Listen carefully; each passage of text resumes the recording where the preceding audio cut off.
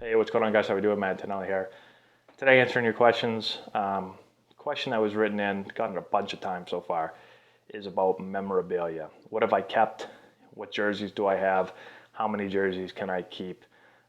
And so today we're going to just talk about jerseys, and we'll make some other videos on baseballs I have and lineup cards and all that stuff. But first, let's talk about the jerseys that I've gotten, how many jerseys you get as a player, all that stuff. So first is I have a decent amount of jerseys. I don't have them all with me right here. I grabbed a couple. I've got a couple that are framed, and then I have a few of these that are just I have them up in one of my rooms upstairs. And so basically, let's start with let's see what we have here. Let's start with this one. So this one is Padres jersey. This is number 62.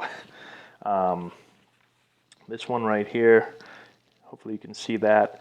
It's China Series 2008. And so this was my, let's see, first, first Major League spring training. I was drafted in 06. First spring training was 07. I was in minor league spring training, and then 2008 was my first Major League spring training. And so the reason I got that jersey is we took a team, our Major League team went and played against the Dodgers in China. It was the first ever professional game played in China. And so we took the team out there, did like a little exhibition game. And so we were able to, when we got back, the team let us keep our jerseys. We had special jerseys made for that series. You could see the patch. And so I don't know how many games have been played since then. I don't know if there has been one. It might be not the first one, but the only one. I'm not really sure. But definitely was a cool experience playing in China. Never been there before. And the interesting thing was, baseball isn't a huge sport there, although I think it's probably started to grow over the last 9-10 years. I was there almost 10 years ago. But when we first went, I don't think people had any idea I shouldn't say everyone there, but most of the people didn't seem like they had any idea. We'd get a base hit or something and no one would really say anything or do anything. And then they'd flash it on the scoreboard and explain like what just happened. And then all of a sudden you'd hear everybody clapping. It was really an interesting experience playing there, but awesome to, I'd never played outside of the country, except I played in Canada, but didn't feel like it was really outside the country. This is the first time really going someplace, especially as a professional play. And so really, really interesting experience for all the guys. So we got to keep that jersey. Other jerseys that I have this one right here. So this is actually from my Major League debut. So this is when I was called up, number 9. I did not frame this one. I probably should. I framed a couple of other ones. So that was my debut jersey. Interesting story. Number 9 was always my number in college. My number, it wasn't my number in high school, but that's because I couldn't get the number I wanted. And so once I could get 9 in college, I got it and I kept it. And I had it in the minor leagues when I could get it. There were some spots along the way, AA and AAA, I couldn't get number 9. But when I got to the major leagues, I didn't get to choose my number. You just get called up and you just kind of show up and play. And when I got to the clubhouse in Los Angeles, when I got called up, I just, luck of the draw, got number 9, which again was my number. So really cool to have number 9. Actually, another interesting story, I got my number taken from me twice. First time I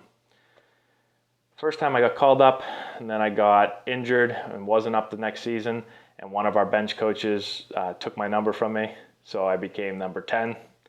And then we traded for Miguel Tejada one year, and I was injured that year also at the time, and basically Tejada just took my number, and so I'm pretty sure it was 10 that year. Just took my number, and so I ended up being, I don't even know what number I was at 13 or something. So my number changed twice without me even knowing. I wasn't even in San Diego. I was rehabbing back in Arizona and just got my number stolen from me. So was number 9 at the beginning, and then I don't even know what number I finished at. So, but I did keep the jersey. Probably got to get it framed. The other framed jerseys I have, I have my, when I was drafted by the Padres, they gave me a Padres uniform, a blue one. Instead, it was the spring training Padres uniform with number 1 on it for the round I was drafted in, and with my name on the back. So frame that one and have that one. Actually, I'm getting that reframed. I think it's out. I think it's out in my office or somewhere out there. But I have to get it. It's been like 10 years or so, even more than 10 years now. And so the frame was kind of getting a little bit old. So I'm going to get that reframed. And I think that's actually all I have for Padres uniforms. So I get asked all the time, like, how many uniforms you get to keep? I think you basically get to keep 1 a year.